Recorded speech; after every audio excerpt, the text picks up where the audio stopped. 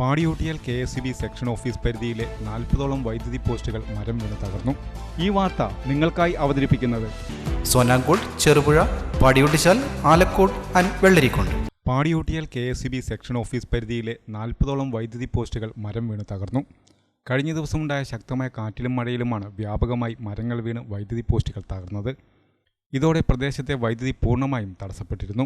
അരവഞ്ചാൽ, വെള്ളരിക്കാത്തൊട്ടി, ചിലക്, ഇരട്ടക്കുളം, തട്ടുമ്മൽ, മച്ചിയിൽ എന്നിവിടങ്ങളിലാണ് കൂടുതലായും വൈദ്യുതി പോസ്റ്റുകൾ മരം വീണ് തകർന്നത്.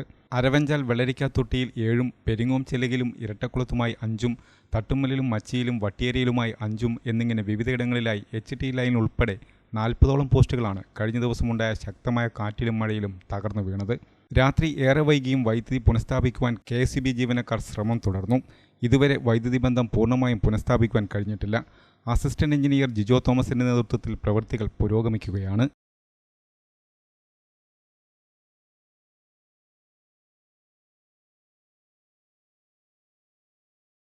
ആഘോഷവേളകളെ അവിസ്മരണീയമാക്കാൻ ആർഭാടങ്ങളിലെ അണിയലങ്ങളുമായി പൊന്നിന്റെ കലവറ.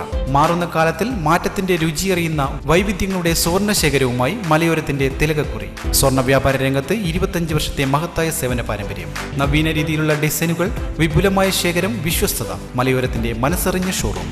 സോനാങ്കോട്, ചെറുപുഴ, പാടിയോട്ടിച്ചാൽ, ആലക്കോട് ആൻഡ് വെള്ളരിക്കുണ്ട്.